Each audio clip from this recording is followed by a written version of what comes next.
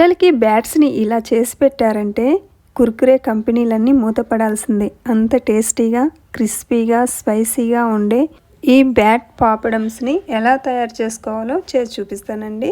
దీనికోసం బ్యాట్ పాపడమ్స్ తీసుకుందాం. స్టవ్ పైన కడాయి పెట్టుకొని ఆయిల్ వేసుకుందాం. ఆయిల్ హీట్ అయ్యాక ఈ పాపడమ్స్ని ఇందులో వేసుకొని ఈవెన్గా ఫ్రై చేసుకుందాం. చూడండి, ఇలా క్రిస్పీగా వచ్చేలాగా చేసుకోవాలి.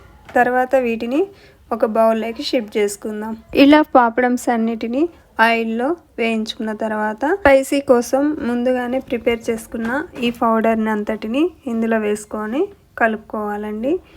ఈ స్పైసీ పౌడర్ని నేను 1 స్పూన్ కారము, రుచికి సరిపడా ఉప్పు, జీలకర్ర పొడి, 4 వెల్లుల్లిపాయ రెమ్మలు వేసి అలా క్రష్ చేసి ఈ పౌడర్ అంతటిని ఇలా ఈ బ్యాట్స్ వేడి మీదనే వేసుకొని ఇలా కలుపుకోవాలి.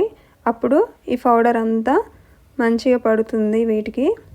చూడండి, అంటుకుపోయినట్టు అయిపోయింది ఈ స్పైసీ అంతా.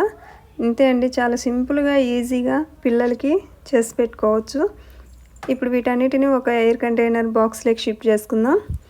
చూసారు కదా ఎంత సింపుల్గా ఈజీగా ఈ బ్యాట్స్ని చేసి పెట్టారంటే మీ పిల్లలు అసలు కుర్కురే అని షాప్ దగ్గరికి వెళ్ళరండి. ఎందుకంటే ఆలస్యం, మీ పిల్లలకి ఇలా ప్రిపేర్ చేసి పెట్టండి. ఈ వీడియో నచ్చినట్లయితే ఒక లైక్ చేసి, షేర్ చేసి, సబ్స్క్రైబ్ అయితే చేసుకోండి.